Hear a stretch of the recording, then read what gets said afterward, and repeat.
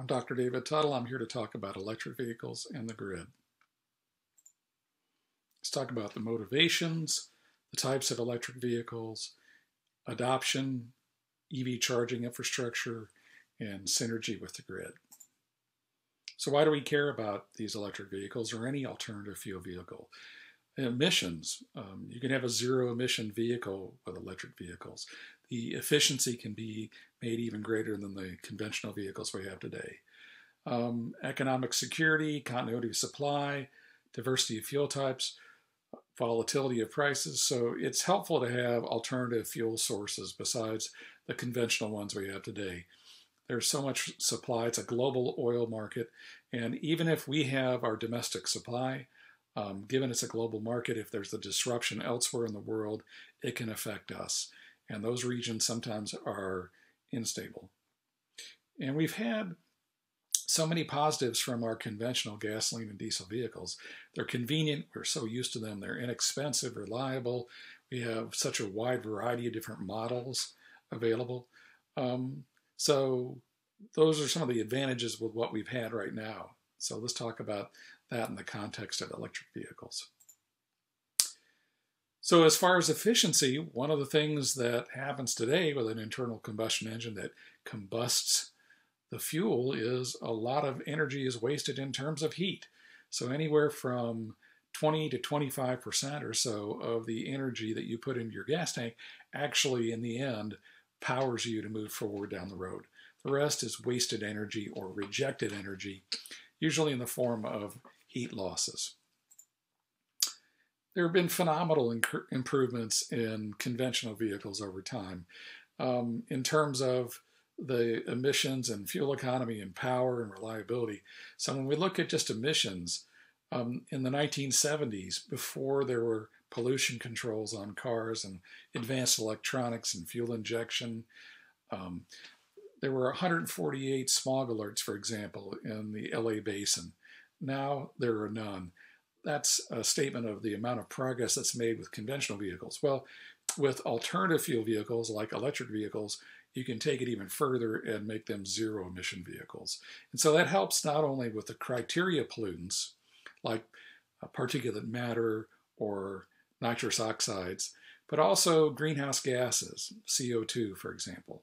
And having an alternative or a substitute or a complement of beyond gasoline or diesel having electricity, it helps improve our energy and economic security. And it's inexpensive. So at a normal average US price of 13 cents a kilowatt hour, there are different ways you can calculate this, but it's about $1 a gallon. And if your utility discounts the price, if you charge, say, off-peak, it can be even less per dollar than $1 per gallon equivalent for electricity. Let's talk about the types of electric vehicles. So electric vehicles are not a new idea. This is a picture about 1912 of Thomas Edison with his EV. So back in the early part of the last century, there were battery electric vehicles and steam vehicles as well as gas-powered ones. But a number of technological developments occurred that made, by the 1920s or 30s, battery electrics and steam die. For example, roads got better, gasoline got cheaper, the range started to matter. So if you could drive further away or go in between cities, then the range advantage from the energy density of gasoline mattered. Plus, there were different inventions that made internal combustions even more convenient. The electric starter was invented by Cadillac. The refueling infrastructure started to be built out. Engines started to get better. Automobiles started to get better. And so, by the 20s or 30s, the internal combustion engine was the dominant type of powertrain. But that didn't stop. Over time, a number of attempts to revive the electric car. And as technology progressed, different people believed that it was time again to try to make mass market viable cars. So in the 90s, it looked like the power electronics and the software and the computing that would be required were sufficiently advanced to support electric vehicles.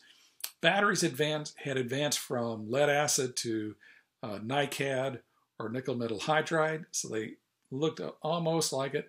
And so the important AC to DC, DC to AC conversions and controls, for example, that was solved by the electronics. The California Air Resources Board had a zero emissions vehicle mandate. California is a very large automotive market, and it's very lucrative for the car companies. And California said, look, the technology's there. If you want to sell vehicles in California, you have to have some percentage of zero emission vehicles. And so that forced them to create this next generation of EVs. General Motors had an EV1, the RAV4 EV, for example. And so while the electronics and computers and many parts of the vehicle were advanced enough, I would argue that the batteries still weren't there until there was nickel metal hydride transitioning to lithium-ion batteries. So in the modern plug-in electric vehicle days, we're starting about 2011 with the Volt and the Leaf, they had lithium-ion batteries. And what started that revolution off is Tesla having the original Roadster that used lithium-ion batteries from laptops. They only produced 2,500 of those, but it demonstrated the capabilities of the technology. So there are two different types of electric vehicles. There are battery electric vehicles, sort of the same concept that's been around for over a century. Very simple conceptually. You have a plug that goes to the grid that charges a battery. That battery has its energy go to power electronics and some computers that control it. Those power electronics feed the energy into the electric motor that moves you forward down the road. Zero tailpipe emissions, very simple powertrain, no spark plugs, no oil changes, low maintenance. A relatively new architecture and type of electric vehicle that's been created is the plug-in hybrid. And it's an innovative combination of an electric powertrain and a gasoline powertrain. And it solves the century-old range anxiety issue with battery electrics. So you drive for the first number of electric miles, say 30, 40, or 50, depending upon the brand and model of the plug-in hybrid. And it operates like a pure battery electric. But then after the battery depletes, there's a gasoline engine range extender that is deployed by the computer seamlessly, and that makes it operate like a hybrid. And so you can drive anywhere you want to go, stopping at gas stations every 300 or 400 miles. And so it greatly reduces the challenge of the infrastructure also. And so the notion here with a plug-in hybrid is that while battery electrics electrify all the vehicle miles traveled, plug-in hybrids can electrify the majority of your commuting miles. So say you have a 20-mile commute, but you have a 30 or 40 or 50-mile electric range in your plug-in hybrid. You could drive all your commuting miles electrified, and then if you still wanted to take the vehicle for a trip, there would be a backup hybrid mode, the range extended mode. Technically, it's called a charge sustaining mode. And so you'd stop at gas stations every 300 or 400 miles like a conventional vehicle.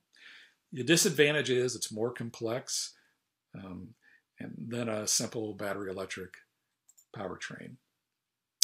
So we've progressed to see now different models that aren't looking like glorified golf carts or science experiments with electric vehicles.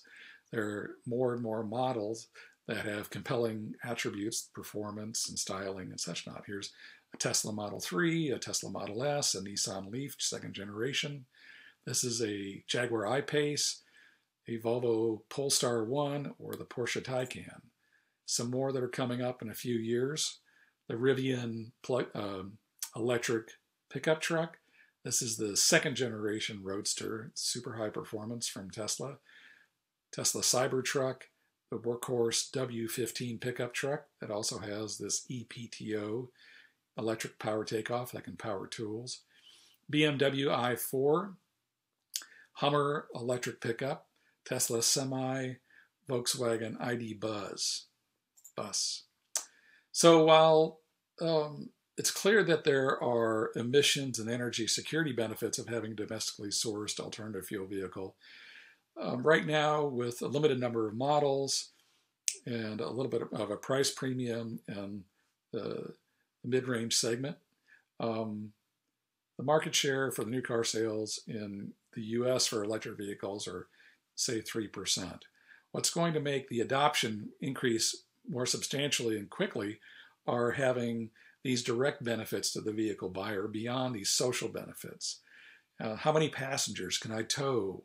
Is the price sort of comparable or near comparable with what I can buy a conventional vehicle? Or if it is a little bit more, what about the total cost of ownership, where it's cheaper fuel, less expensive maintenance, etc.? How's the performance? Is it fun to drive? Smooth? What about the poor weather handling or off-road handling?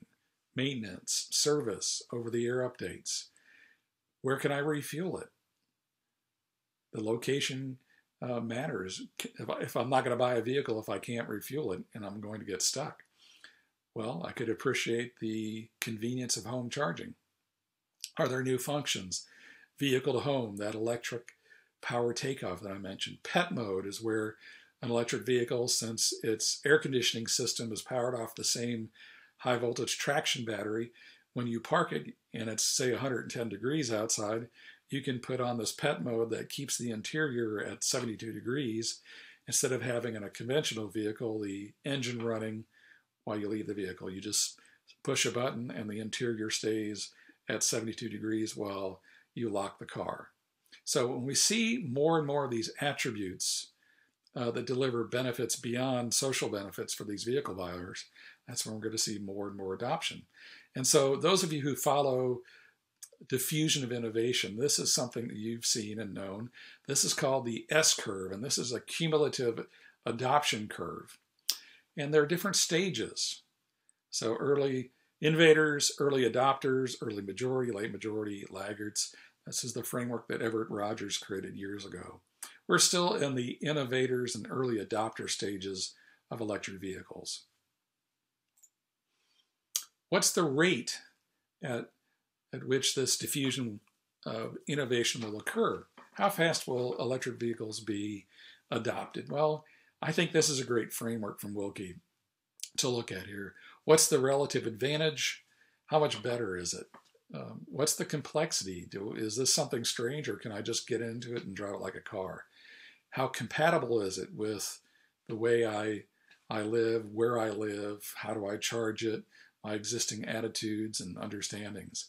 How can I communicate, or how easy is it to understand and grasp and to have others communicate these advantages? Can I divide up the risk? Is it one big purchase that I can buy, that I have to buy and put money at risk? And what's my perceived risk? Do I trust the batteries or the brand? Or do I trust that I'm going to get the ability to go wherever I want to go and not get stuck from charging? So as these are clear in terms of the advantages, the charging infrastructure, the technology, then that'll help. And that does impact and affect the adoption rate.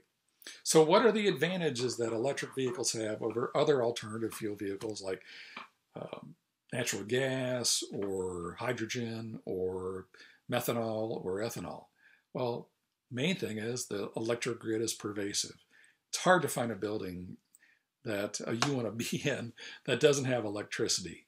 And so while you may have to charge your electric vehicles slower than it would get filled up at a gas station, you can still fill it up and you can get meaningful amounts of range in a reasonable amount of time charging it at any home. It's difficult to create gasoline at home, for example. And a lot of people have gotten used to this idea of charging overnight at home. It's what we do with our mobile phones. You plug them in and you unplug them in the morning and they're ready to go. We've seen substantial technological progress in the power electronics and batteries and computers and software that make a mass market viable electric vehicle. And we've also not only had the existing paradigm of a pure battery electric improve with technologies, but we have a new architecture, a plug-in hybrid architecture that is, while it is more complex, it solves the century-old range anxiety problem with electric vehicles. And it can electrify all your around town commuting miles. And so not only do we have these technological progress, but also electric drive has some capabilities that conventional drive doesn't have. Electric motors have full torque at 0 RPM. And so it's plausible and it's possible, and we've seen in the marketplace compelling electric vehicles that actually leverage the advantage of electric drive, not just being an alternative fuel or environmentally sensitive fuel vehicle. So the point is, can these vehicles be a great vehicle that happens to be electric instead of an environmentally sensitive vehicle with a bunch of sacrifices?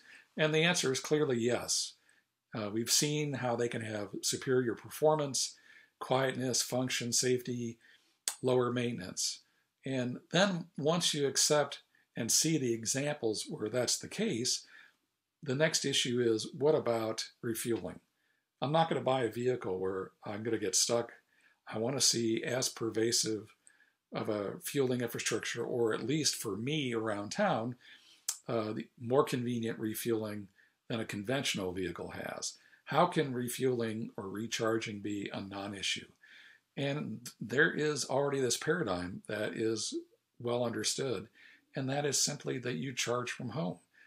So with home-based charging overnight, and then the building of a pervasive fast charging network, the vehicles are becoming more and more accepted as viable for your everyday needs.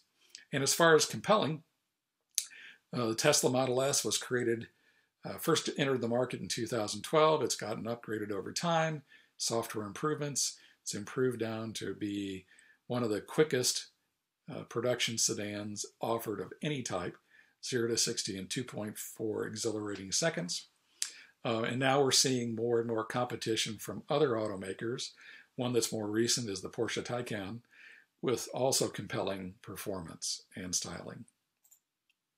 And it's not just the premium performance manufacturers who are creating these vehicles.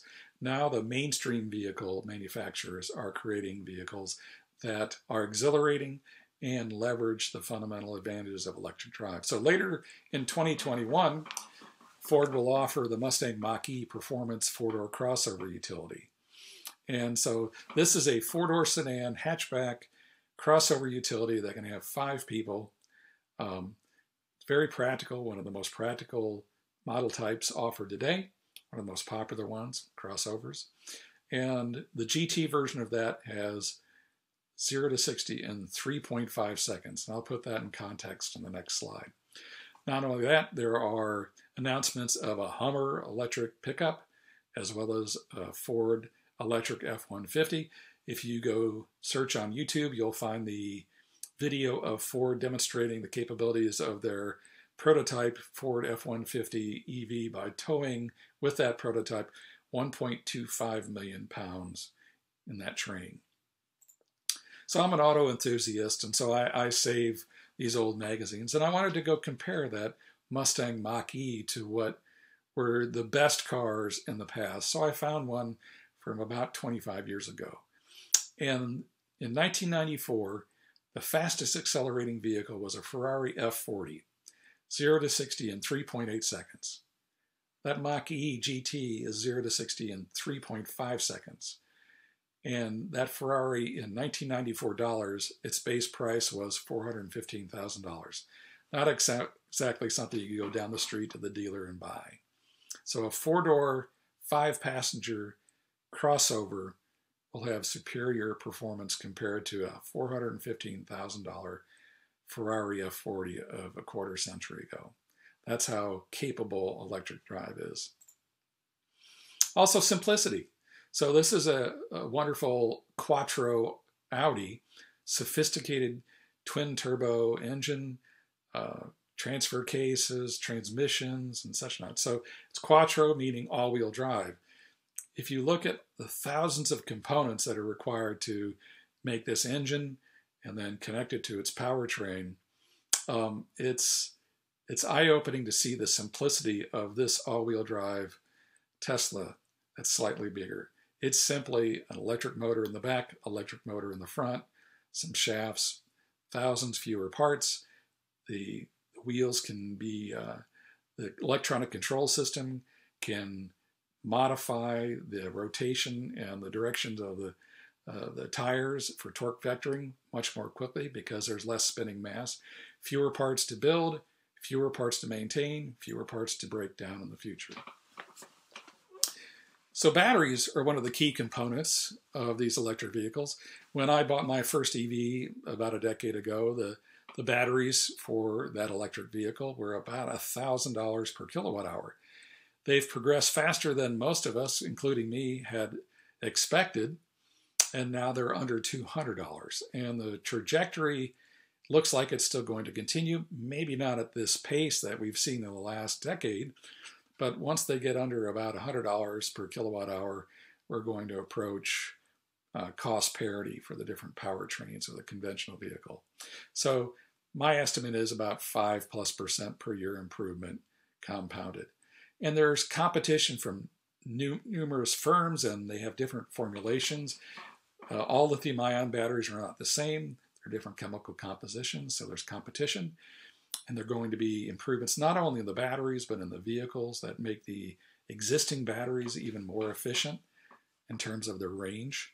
And the durability and safety appear promising. So you can tell the auto manufacturers who are serious about electric vehicles when they invest considerable amounts of money, $1 billion, in their skateboard designs. This is the Volkswagen modular electric platform here. And the skateboard design is not new, and General Motors research, a gentleman named Chris Baroni-Bird invented that a few decades ago. The idea here is that you take the battery pack, put it below the seats. It's got a low center of gravity that helps the stability of the vehicle and helps the handling. It also frees up the designers to give the passengers more interior space. And from this, you can make any combination, a front-wheel drive car, a rear-wheel drive car, an all-wheel drive car. So when we look at conventional vehicles versus technology-driven electric vehicles, we see that more and more technology has to be added and sophistication added to make electric vehicles meet the emissions requirements and fuel economy requirements of the future. At the same time, there's a technology cost decline curve of batteries and power electronics, and you can have common software. So depending upon the trajectory that you think that the cost will decline or increase for conventional vehicles, my estimate that I made about 5 years ago was that about 2025 would be the year that we'd see near cost parity. For premium performance vehicles, I would say that today there's already price parity or cost parity. And when you get to the $25,000 to $35,000 car range, it'll be a few more years, but sometime this decade. Let's talk about charging. So we're all used to the century-old paradigm. We go to a gas station, and at least it's typically fast, assuming there aren't lines or I haven't gotten stuck in traffic or there isn't something wrong with the pump. Well, given the pervasive nature of electric service, there are additional paradigms that electric drive offers. You can charge where you're naturally going to be parked, and home or work are long dwell-time locations. You don't care if it's slower, you just care that when you unplug, you're ready to go. So if you look at the number of single-family homes in the U.S., do some back-of-the-envelope math, well over half our light-duty vehicle fleet could be charged overnight at a home. So we have far fewer vehicles than that right now in terms of electric vehicles on the road. Not only that, charging at home or charging at work, let's say, you could have the same model for going to a special place, say a DC fast charger, just like a gasoline station to refuel quickly. And then advancing even further, this is a little bit further out vision, where you had self-driving battery electric vehicles that could charge wirelessly, like your cell phone, where you just put it down and it couples. Just supersize that idea.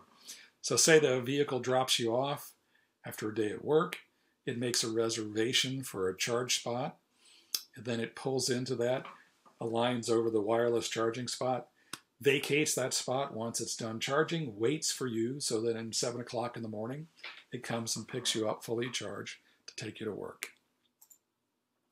Here's what's called the charging triangle. So 80 or 90% of the charging goes on right now at home with level 1 or level 2 charging. Level 1 is very simply where you take the free charger that came in the trunk of the car and you plug it into a standard wall outlet. And many times you can fully charge what you need for your next day's commute just by plugging into this level 1 cord into that standard wall outlet. A level 2 is basically about the same power level as a dryer for your clothes. So you get that installed, and you have your own permanent refueling station now installed in your home. Next is workplace or fleets. You could have level 1, level 2. You're sitting there all day at work. You can charge slowly, and that's fine. Or public charging, where maybe you're taking an intercity trip, or you live in a multifamily apartment complex or condo where you don't have overnight charging, this is where you can go to a grocery store that might have a DC fast charger, spend 30 or 40 minutes getting your groceries, and then charge your vehicle up for the week. And so we're used to the convenience of gasoline refueling, but it's not perfect. Sometimes we have to navigate traffic. Sometimes we deal with rain or slow, getting our feet wet, and not in this region, but where there's snow and slush, heat. Sometimes the credit card is broken, the credit card reader, or it's compromised with skimmers that steal your credit card information, or the printer is broken to give you a receipt when you want it. There can be safety issues right now in particular, given we have the concern with COVID-19. There was a Kimberly-Clark study about a decade ago that said one of the most germy things in society is a gas pump handle. Smoking. This is a gentleman who felt obligated to smoke in the next bay over while I was filling my vehicle and he was filling his. That didn't make me feel too comfortable. Vehicles running into pumps, late night personal safety, accidents happen. I hope this lady was fine, but her husband actually accidentally set her on fire at a gas station. So compare that with the convenience of having your own personal refueling station in your garage or outside your garage. You simply upgrade your home. It lasts that upgrade forever. The charging wall box, called an EBSC or a charger, can last for many, many years. Common coupler, plug in all electric vehicles and charge it. The cost of the fuel is cheaper. It's about $1 a gallon. I'll show you that. And you can have lower emissions. And it may be slower, but who cares? We don't care how long it takes overnight to charge our cell phone or our car, as long as it's fully charged when we unplug in the morning. So let's talk about the differences in the types of electric vehicles and the implication of those types of vehicles on the charging infrastructure. So with a plug-in hybrid, since you're only electrifying the commuting miles and it has a much smaller battery, it can charge overnight even plugging into a standard 120 volt outlet since it has that smaller battery. And by the way, if it can't charge at home, you have the backup because it can operate as a hybrid. It seamlessly transitions to its hybrid mode, charge sustaining mode with its range extending gas engine. Battery electrics with much bigger batteries charge with a level 2 charger, let's say at home for your daily commute. If you're going intercity, you can have a DC fast charging network. The one that people may be more familiar with is the Tesla one, where they place a charger about every 50 or 75 miles along all the interstates, and that's getting built out by Tesla, Electrify America, a number of others, EVgo across the country. For street parkers, there's actually some innovations. Here in Berlin, they've got an innovative system where street poles have electricity. They actually may have spare electricity if they've upgraded to LED lights. So they put a socket on there, and this company created a cord that has a wireless electric meter on it. So it tells the utility to bill you for how much electricity you've used to plug your electric vehicle when it's plugged into that light post. So for long distance travel, I've mentioned DC fast charging and larger batteries and plug-in hybrids, but there's other alternatives too. Fuel cell vehicles driven by hydrogen. They are an electric vehicle. They have a smaller size battery, still need a battery though. And then they have a fuel conversion device a fuel cell that takes hydrogen and oxygen from the air and creates electricity, with the only emission being water out the tailpipe. There can be battery swapping or dynamic charging, where embedded in the highway are the inductive coils, and your car picks up that inductive charge while it's driving. But for the most part, I think that larger battery electric vehicles with DC fast charging and plug-in hybrids are probably the technologies that we'll see most deployed over the next few decades. Let's talk about the interactions and the synergy possible between the vehicles, because electric vehicles are new types of electric load for the grid. They're large, flexible, and intelligent, and that means they can be grid assets, not just dangerous grid loads that might, be problematic. And we'll go into that more. So let's give some quick background on the grid. So every day there's this trough and peak on the grid as far as demand. And it's based upon a number of things, mainly human activity and weather. So when we are sleeping, the load could be lower. When it's cooler out, we have less air conditioning load. And so there's less of a load. Then as we get up, go to work, factories start producing widgets, temperature rises, you see the grid load increases here. Every day it does that. So the utilities have to invest the capital equipment to handle the worst peak of the year. In our region, that's around August 20th, 4 p.m. in the afternoon with maximum air conditioning load. And they can't just meet that peak. They have to have some safety margin on top of that. And so once they invest that capital in these assets that last decades and decades, every other time besides that peak, those assets are underutilized. And so the economics of the grid could actually be improved, and the cost for electricity could be lower even for non-EV drivers by having intelligent charging that charges the vehicles off the peak, and it improves the asset utilization of these fixed assets. And not only that, off-peak, there's spare capacity, but even the peaks of, say, spring and fall days, not only are there the off-peak times in those seasons, but even their peaks still have considerable excess capacity, even more than this ultimate peak. So here's just the idea of taking that picture. So we have considerable spare capacity at 1 or 2 o'clock in the morning, even on an August 20th day where it has peak, August 23rd here. And so just by shifting the charging off peak into this valley, we have plenty of capacity. We've done some rough analysis that showed that we could electrify every light-duty vehicle in Texas if we had perfect charging, and we wouldn't have to have any more grid resource as far as generation and transmission to do so. And it's not hard to shift this, because this is naturally when we're sleeping and the cars are parked. You may have to have the utility encourage people to program their car to do that, and every one of the cars is programmable. And not only are there possibilities to shift the charging to off-peak, but some regions have excess capacity even on peak. We may not have that in ERCOT or our Texas region, but others have enormous amounts of on-peak spare capacity to handle that. And there's intelligent charging possibilities and synergies in other ways too. So this is what's known as the California duck chart from the California Independent System Operator, CAL-ISO. And it's a duck chart because it looks like a duck. And the challenge for the ISO is this ramp rate at the end of the day. And so as they've had more PV photovoltaics on their system, it's reduced their net load, which is their load minus the PV, that the ISO has to have its thermal generators firm.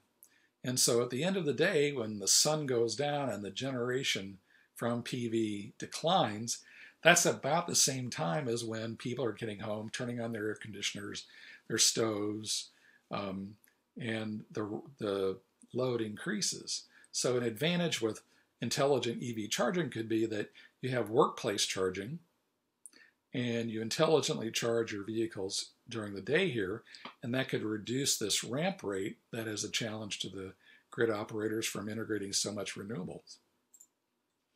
So what are the advanced vehicle capabilities in synergy with the grid? Is aligning charging with renewables, valley filling here, when taking advantage of less expensive or lower emission sources, avoiding the peaks and aggravating the peak load of the grid through intelligent charging. I've mentioned the example with wireless charging.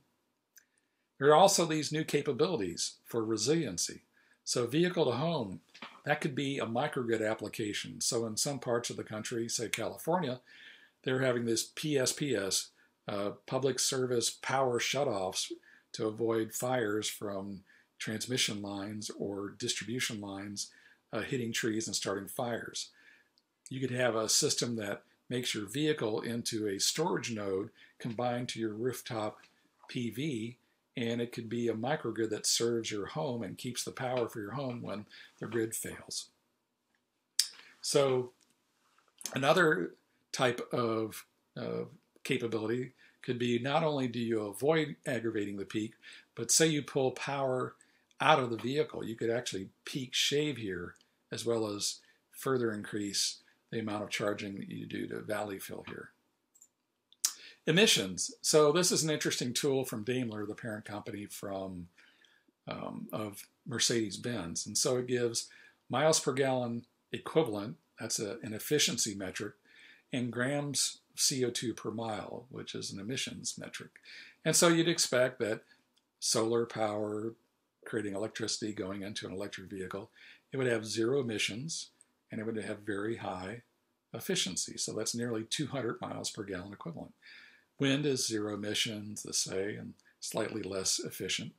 This is the European grid mix, generating electricity going into an electric vehicle.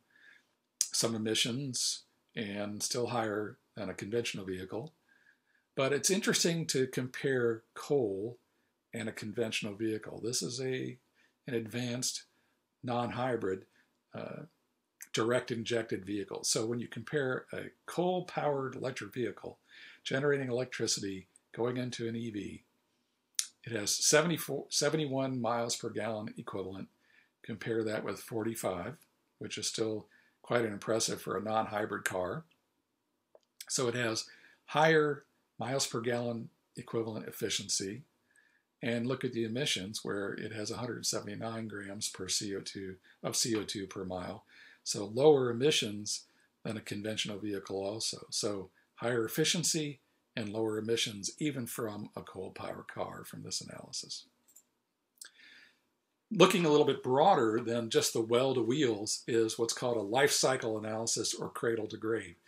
And this is looking at not only the operational emissions, the well to wheel, this looks at the emissions from building the battery and the vehicle, and also the emissions at the end of the life of the vehicle. Here's a link to this Argonne Labs analysis. They also have a tool they created called GREET if you wanted to dive into the details and do your own analysis. But here are battery electric vehicles and plug-in hybrids, all of them being better than today's conventional internal combustion engine vehicle or diesel internal combustion engine vehicle. And then here are enhancements that could be made in the future, where say this is a 100% renewable grid. So it's hard to beat an electric vehicle as far as emissions. So in summary, we have electric vehicles now that have become mass market viable because we've had batteries get better, semiconductors, computing power, all that coming together to make the vehicles be compelling and reliable and fun to drive. And the interesting thing that's going to occur is that the increase in the number of electric vehicles is going to increase the number of batteries created. There's nothing like the automotive industry to increase volumes, decrease costs, ensure robustness and safety. And that's going to spill over to grid, because as the batteries get less expensive for cars, they'll get to be less expensive for the grid applications, and there'll be more and more grid applications that'll be economic. And what we're going to see are more wind and solar resources on the grid, because in many places, wind and solar are the least expensive new generators you can put on the grid. And storage is improving in price too. So we're going to see more and more of that low emissions resource being on the grid. It will be regionally specific though, because where there are higher gas prices, that's a bigger driver for EV sales. Where there may be other policies that help. Where there are the model types that fit that particular region more, you could expect them to have more sales. Until there are many pickups, we'll probably have many EV pickups, fewer EV sales in Texas, for example. And their grid mix, it can be cleaner or dirtier based upon where you are. We have a fairly clean grid mix, getting cleaner in Texas, California, Pacific Northwest with a huge amount of hydro. And so look for that to be regionally specific. We expect the technology to continue to improve over time, and there'll be synergies possible and probable. And we're not going to have huge issues with the grid from electrification. As a matter of fact, they can be very synergistic, and there can be benefits to the grid from these large, flexible, and intelligent new loads called electric vehicles. So we'll see the infrastructure evolve. We'll have learning over time. There'll be building codes, for example, that cities enact to make their houses be EV ready. People will be upgrading their homes with their own personal refueling stations. Once they do that, they have it there for the life of the home. We'll have a build out of the DC fast charging infrastructure, urban fast charging for people who live in multifamily homes that can't do overnight charging or park in the street, intercity for battery electric vehicles to go anywhere you want in the country. We will probably see another regional aspect. The Chinese auto market is larger now than the US. The European auto market's about the same as the US, and there are more policy thrusts advocating and encouraging EV adoption in both those markets. China is the largest EV market in the world right now. So we'll see that. But global automakers know that they have to develop the technologies for those two markets. And plus, there's a meaningful market for EVs in the US. But just expect those two markets to probably have faster EV adoption than in the US.